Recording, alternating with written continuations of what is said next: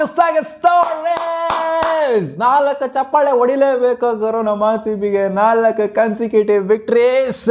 ಯಪ್ಪ, ಅನ್ಬಿಲೀವಬಲ್. ಡಿ ವೈ ಪಾಟೀಲ್ನ ರೂಲ್ ಮಾಡಿರೋದು ಯಾರು ಅಂತಂದ್ರೆ ಮುಂಬೈ ಅವರಲ್ಲ, ನಮ್ಮ R C B. Mumbai rule ಮಾಡೋಕ್ಕಾಗಲಿಲ್ಲ, ನಮ್ಮ ಆರ್ ಸಿ ಬಿ ರೂಲ್ ಮಾಡಿ 4-4 ಮ್ಯಾಚ್ ಡಿ ವೈ ಪಾಟೀಲಲ್ಲಿ ಫಸ್ಟ್ ಫೇಸ್ನ ಡಾಮಿನೇಟ್ ಮಾಡಿ ಬಿಸಾಕಿರೋದು ನಮ್ಮ ಆರ್ ಸಿ ಬಿ. ಡಿ ವೈ ಪಾಟೀಲಲ್ಲಿ ಒಂದೂ ಸೋಲಿಲ್ಲ. ನಮಗೆ ಚಿನ್ನಂತ ಗ್ರೌಂಡ್ ಆಗೋಗ್ಬಿಡ್ತಲ್ಲ ಗುರು, ನಮಗೆ ಹೋಮ್ ಗ್ರೌಂಡ್ ಥರ ಆಗೋಗ್ಬಿಟ್ಟೈತಲ್ಲ ನಮಗಿದು ಡಿ ವೈ ಪಾಟೀಲು. ನೆಕ್ಸ್ಟ್ ಲೆಗು ಏನಾಗುತ್ತೋ ಗೊತ್ತಿಲ್ಲ, ಸೆಕೆಂಡ್ ಫೇಸ್ ಏನಾಗುತ್ತೋ ಗೊತ್ತಿಲ್ಲ, ಒಟ್ನಲ್ಲಿ ಫಸ್ಟ್ ಫೇಸ್ನಂತೂ ಡಾಮಿನೇಟ್ ಮಾಡಿ ಬಿಸಾಕಿದ್ದೀವಿ. ಇವತ್ತು ಹೇಳ್ತಾ ಇದ್ದೀನಿ, ಟೀಮು ಸೈಕ ಕಾಣಿಸ್ತಿದೆ ನಮ್ಮ ಆರ್ ಸಿ ಬಿದು. ಹೌದು, ಇವತ್ತು ಲೆನ್ಸಿ ಸ್ಮಿತ್ನ ಬಿಟ್ಟರು, ಹಾಕೊಂಬಂದಿದ್ರು ಜಾರ್ಜಿಯಾ ವಾಲ್ನ ಕೊಟ್ರು ನೋಡಿ ಹಾಕೊಂಡು ಸರಿಯಾಗೆ. ನಜ್ಜೆ ಇದು ಬೇಕಾಗಿದೆ, ಇದು ಮಿಸ್ ಹೊಡಿತಾ ಇತ್ತು. ಏನೋ ಗೆಲ್ತಾ ಇದೆ ನಮ್ಮ ಆರ್ ಸಿ ಬಿ, ನುಸ್ಳ್ಕೊಂಡು ಇದ್ಕೊಂಬರ್ತಾ ಇದೆ. ಏನೋ ಮಿಸ್ಸಿಂಗ್ ಅಂತ ಹೇಳ್ತಾ ಇದೆ. ಏನು ಮಿಸ್ಸಿಂಗು ಅಂತ ಇವತ್ತು ಗೊತ್ತಾಯ್ತಾ? ಇದು ಮಿಸ್ಸಿಂಗ್ ಇದೆ ಆ್ಯಕ್ಚುಲಿ. ನಮ್ಮ ಬ್ಯಾಟಿಂಗಲ್ಲಿ ಸ್ಟೆಬಿಲಿಟಿ ತೊಗೊಂಬರುವಂಥವ್ರು, ಆ ಒಂದು ಬಿತ್ತು ಅಂದಾಗ ಪಟ್ಟನಾಗ ವಿಕೆಟ್ ಬಿತ್ತು ಅಂದಾಗ ಬಂದ್ಬಿಟ್ಟು ಮತ್ತೆ ನಿಂತ್ಕೊಂಡು ಆಡುವಂಥ ಒಬ್ಬ ಓವರ್ಸೀಸ್ ಪ್ಲೇಯರ್ನ ಅಗತ್ಯತೆ ಇತ್ತು. ಲೆನ್ಸಿ ಸ್ಮಿತ್ನ ಅಗತ್ಯತೆ ಏನು ಕಾಣಿಸ್ತಿರಲಿಲ್ಲ ಆರ್ ಸಿ ಬಿಗೆ. ತೊಗೊಂಬಂದು ನೋಡಿ ಜಾರ್ಜಿಯಾ ವಾಲ್ ಮೊದಲನೇ ಬಾಲ್ ಪರ್ಫಾರ್ಮೆನ್ಸ್ ಕೊಟ್ಟರು ಸರಿಯಾಗಿ. ಬೇಜಾರಾಗಿದ್ದು ಕೂಡ ಇದೆ ಇವತ್ತಿನ ಮ್ಯಾಚಲ್ಲಿ. ಕ್ಯಾಚ್ ಡ್ರಾಪ್ ಆಗಿದ್ದು, ಗೌತಮಿ ಅವರು 2 ಕ್ಯಾಚ್ನ ಬಿಟ್ಟರು. ಅದಕ್ಕಿಂತ ದೊಡ್ಡ ಬೇಜಾರಾಗಿದ್ದು ನಮ್ಮ ಡಾರ್ಲಿಂಗ್ ಸ್ಮೃತಿ ಮಾನನ 96ಗೆ ಔಟ್ ಆದ್ರಲ್ಲಾಗರು. ಮೊದಲನೇ ಸೆಂಚುರಿ, ಮೊದಲನೇ WPL ಸೆಂಚುರಿ ಬರುತ್ತೆ ಅಂತ ಎಕ್ಸ್ಪೆಕ್ಟೇಷನ್ ವಿಪರೀತವಾಗಿತ್ತು ಎಲ್ಲರಿಗೂ. ಎಂಥ ಕ್ಯಾಶ್ ಇಟ್ಟು ಹಾಕೊಂಡ್ಬಿಟ್ರು ಗುರು. ಅನ್ಫಾರ್ಚುನೇಟ್ ಡಿಸ್ಮಿಸಲ್ ಆದ್ರೂ ಕೂಡ ಗೆದ್ದಿವಲ್ಲ, ಏನು ಸೋತಿಲ್ವಲ್ಲ. ವಿಕ್ಟ್ರಿ ಅಷ್ಟೇ ಮುಖ್ಯ. 4-4 ಮ್ಯಾಚ್ನ ಗೆದ್ದು ಬೀಗ್ತಾ ಇದ್ದೀವಿ ನಾವು R C B. Top of the ಟೇಬಲಲ್ಲಿ ಫಿನಿಶ್ ಮಾಡಿದ್ರೆ ಗೊತ್ತಲ್ಲಪ್ಪ, ಸಿಕ್ಕಾಪಟ್ಟೆ ಅಡ್ವಾಂಟೇಜ್. ನಂಬರ್ 1 ಪೊಸಿಷನಲ್ಲಿ ಫಿನಿಶ್ ಮಾಡ್ದು ಅಂತಂದರೆ ಏನು ಇವತ್ತು ಯಪ್ಪ.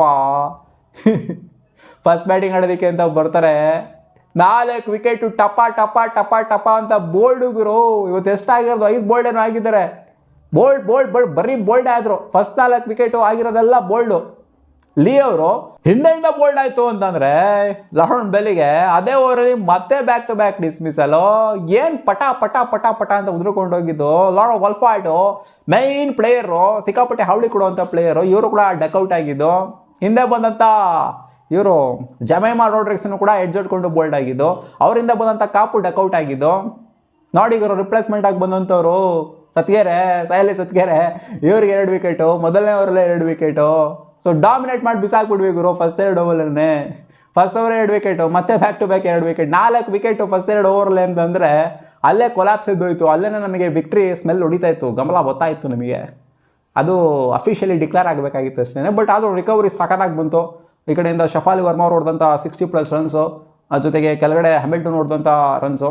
ಸೊ ಅವರು ಸಿಕ್ಕಾಪಟ್ಟೆ ಅಗ್ರೆಸಿವ್ ಆಗಾಡಿದ್ರು ಬಾಟಮಲ್ಲಿ.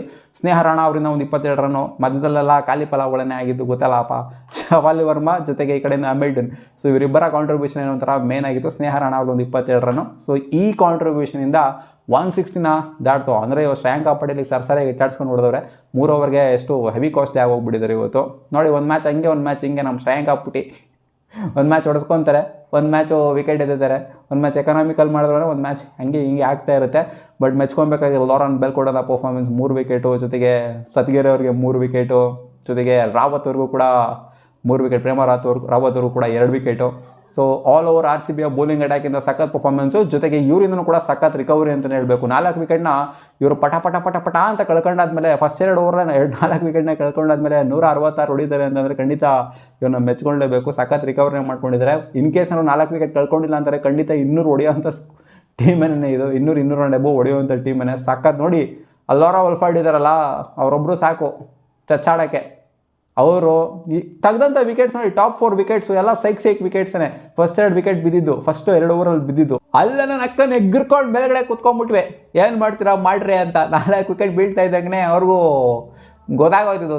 ಒಂಥರ ಕ್ಲಿಯರ್ಲಿ ಬ್ಯಾಕ್ ಫುಟ್ ಬಂದ್ಬಿಟ್ರು ಹೋಗೋರು. ಅದೇ ಹೇಳದ್ನಲ್ಲ, ಏನಾದ್ರು 4 ವಿಕೆಟ್ ಬಿದ್ದಿಲ್ಲ ಅಂತಂದರೆ ಏನೋ ಮಾಡಿರ್ತಿದ್ರು ಅಂತ, ಸ್ಕೋರ್ ಬಂದಿರೋದು ಅಂತ. ಸೊ ಮೆಚ್ಕೊಬೇಕಾಗಿರೋ ನಮ್ಮ ಆರ್ ಸಿ ಬಿಯ ಬೌಲಿಂಗ್ ಯೂನಿಟ್ನ. ಹೌದು, ಕ್ಯಾಚ್ಗಳು 1-2 ಕ್ಯಾಚ್ನ ಡ್ರಾಪ್ ಮಾಡಿದ್ವಿ. ಗೌತಮಿ ಅವರು 1-2 ಕ್ಯಾಚ್ನ ಡ್ರಾಪ್ ಮಾಡಿದ್ದಾರೆ. ಏನು ಗೌತಮಿ ಅವ್ರಿಗೆ ಏನು ಎಲ್ಲ ಈ ಮ್ಯಾಚನ್ನು ಕ್ಯಾಚ್ಗಳು ಬಿಡೋದೇ ಆಗೋಗ್ಬಿಡ್ತಲ್ಲ. ಅಲ್ಲಿ ಲಾಸ್ಟ್ ಮ್ಯಾಚು ಕ್ಯಾಚ್ ಡ್ರಾಪ್ ಮಾಡಿದ್ದಾರೆ, ಈ ಮ್ಯಾಚು ಕ್ಯಾಚ್ ಡ್ರಾಪ್ ಮಾಡಿದ್ದಾರೆ. ಒಂದಲ್ಲ ಗುರು, ಈ ಮ್ಯಾಚ್ 2 ಕ್ಯಾಚ್ ಡ್ರಾಪ್ ಮಾಡಿದ್ದಾರೆ.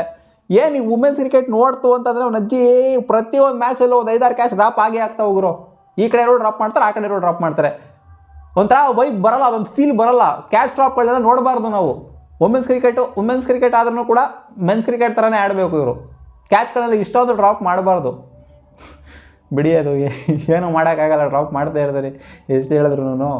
ನೋಡಿದ್ವಲ್ಲಪ್ಪ ಪ್ರತಿಯೊಂದು ಮ್ಯಾಚಲ್ಲೂ ಕೂಡ ಬ್ಯಾಕ್ ಟು ಬ್ಯಾಕ್ ಎಷ್ಟು ಮ್ಯಾಚ್ಗಳು ನೋಡಿದ್ವಿ ಕ್ಯಾಚ್ ಡ್ರಾಪ್ಗಳಾಗೋವಂಥದ್ದು. ಬಟ್ ಈ ಒಂದು ಟ್ರೋಫಿಲಿ ಅಂದರೆ ಈ ಒಂದು ಟೂರ್ನಮೆಂಟಲ್ಲಿ ಸಿಕ್ಕಾಪಟ್ಟೆ ನೋಡ್ತಿದ್ವಿ ಕ್ಯಾಚ್ ಡ್ರಾಪ್ ಆಗೋವಂಥದ್ದು. ಇದನ್ನು ಚೇಸ್ ಆನ್ ಮಾಡೋದಕ್ಕೆ ಅಂತ ಬಂದಂಥ ನಮ್ಮ RCB ಗ್ರೇಸ್ ಹಾರಿಸ್ ಇನಿಷಿಯಲಿನೇ ಅಗ್ರೆಸಿವ್ ಆಗಿ ಆಡೋಕ್ಕೆ ಗೊತ್ತಲ್ಲಪ್ಪ. ಗ್ರೇಸ್ ಹಾರಿಸ್ ಆಡೋದೇ ಟಾಪ್ ಗೇರಲ್ಲಿ 5th ಗೇರ್ಗೆ ಹಾಕೊತಾರೆ ಸ್ಟ್ರೈಟ್ ಅವೇ, ಫಸ್ಟ್ ಬಾಲಿಂದನೇ 5th ಗೇರ್ಗೆ ಹಾಕೊಂಡ್ಬಿಡ್ತಾರೆ. ಅವರು ಹೊಡಿ ಆಟನೇ ಆಡೋದು, ಟುಕು ಎಲ್ಲ ಗೊತ್ತಿಲ್ಲ ಅವರಿಗೆ. ಕೊಟ್ಟರೆ ಹಾವಳಿನೇ ಕೊಡೋದಿಲ್ಲ ಅಂತಂದರೆ ಸೈಲೆಂಟಾಗಿ ಹೋಗ್ತಾರೆ ಅಂತ. ಸೊ ಅದೇ ಥರನೇ ಆಗಿದ್ದು. ಹೊಡೆಯೋಕೆ ಹೋಗ್ಬಿಟ್ರು, ಮೇಲೋಯ್ತು, ಕ್ಯಾಚ್ ಹಿಡ್ಕೊಂಡ್ರು, ಕಾಪರ್ಗೊಂದು ವಿಕೆಟ್ ಬಿತ್ತು. ಆಮೇಲೆ ಬಂದರು ನೋಡಿ ಇಲ್ಲಿ ನಂಬರ್ 3 ಪೊಸಿಷನಲ್ಲಿ ಹೇಮಲತಾ ಅವ್ರು ಆಡ್ತಾಯಿದ್ರು. ಇವತ್ತು ಬಂದಿದ್ದು ಜಾರ್ಜಿಯಾ ವಾಲ್ ಅವರು. ಇವ್ರು ಬೇಕಿತ್ತು ಅಂತ ನಾನು ಫಸ್ಟ್ ಮ್ಯಾಚಿಂದ ಏನಕ್ಕೆ ಹೇಳ್ತಾ ಇದ್ದೆ ಅಂತಂದರೆ, ಇದಕ್ಕೆ ಸ್ಟೆಬಿಲೈಸ್ ಮಾಡ್ತಾರೆ ಇನ್ನಿಂಗ್ಸ್ನ.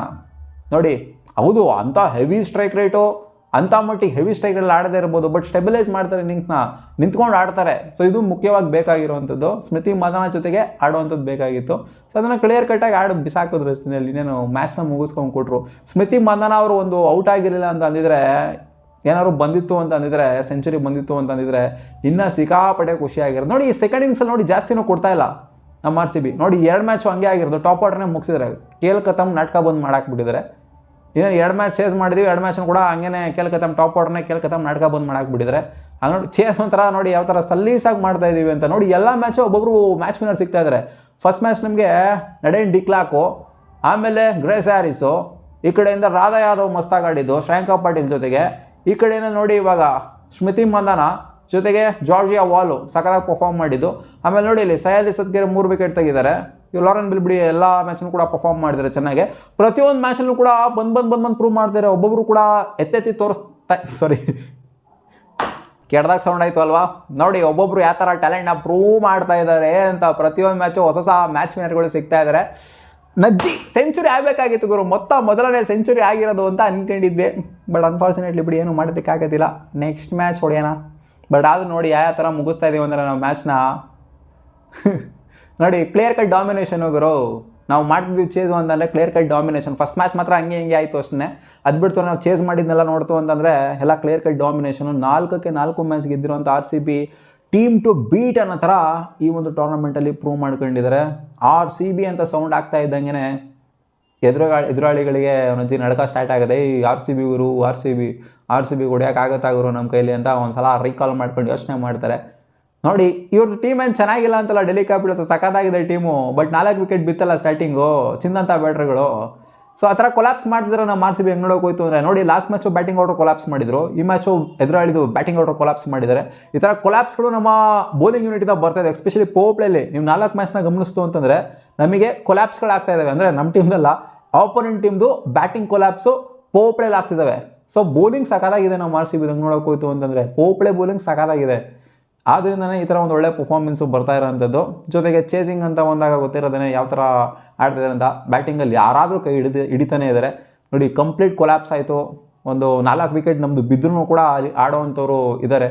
ಲಾಸ್ಟ್ ಮ್ಯಾಚ್ ನೋಡೋಲ್ಲ ಯಾವ ಥರ ಬಂದರು ಅಂತ. ಒಂಥರ ಔಟ್ ಆಫ್ ದ ಸಿಲೆಬಸ್ ಬಂದ್ಬಿಟ್ಟೆಲ್ಲ ಗೆಲ್ಲಿಸ್ತಾ ಇದ್ದಾರೆ. ರಾಧಾ ಯಾದವ್ ಬಂದಿದ್ದು ಅದು ಆ್ಯಕ್ಚುಲಿ ಹೆಂಗೆ ನೋಡೋಕೆ ಹೋಯ್ತು ಅಂದರೆ, ರಾಧಾ ಯಾದವಿಂದ ಕ್ಯಾಚ್ ಹಿಡಿಯೋದನ್ನ ಕಲ್ತ್ಕೊಬೇಕು ಎಲ್ಲರೂ. ಹೆಂಗೆ ಹಿಡಿದಾರೆ ಗುರು ಕ್ಯಾಚ್ನ. ರೇಣುಕಾ ಸಿಂಗ್ ಆಗಿರ್ಬೋದು, ರಾಧಾ ಯಾದವ್ ಆಗಿರ್ಬೋದು, ಸರಿಂದ ಕ್ಯಾಚ್ ಪ್ರಾಕ್ಟೀಸ್ನ ಕಲ್ತ್ಕೋಬೇಕು. ನಮ್ಮ RCB ಅವರಾಗಿರಲಿ, ಎಲ್ಲರೂ ನೋಡೋರಾಗಿರಲಿ ಎಂಥ ಕ್ಯಾಚ್ನ ಹಿಡಿತಾರೆ. ಪ್ರತಿಯೊಂದು ಮ್ಯಾಚು ಒಂಥರ ನನಗೆ ಜಡೇಜಾ ಥರ ಫೀಲ್ ಕೊಡ್ತಾರೆ ರಾಧಾ ಯಾದವ್. ಇವತ್ತು ಹಿಡಿದು ಎಂಥ ಕ್ಯಾಚು ರಾಧಾ ಯಾದವ್ ಸ್ಲೈಡ್ ಮಾಡ್ಕೊಂಡು ಹಿಡಿದ್ರು. ಇದನ್ನ ಅವರು ಕಲಿಬೇಕು, ನಮ್ಮ ಟೀಮಲ್ಲಿರೋರು ಬೇರೆಯವರೆಲ್ಲ ಕಲ್ತ್ಕೊಬೇಕು. ಎಸ್ಪೆಷಲಿ ಗೌತಮಿ ಅವ್ರು ಕಲ್ತ್ಕೊಬೇಕು. So 4 consecutive victory.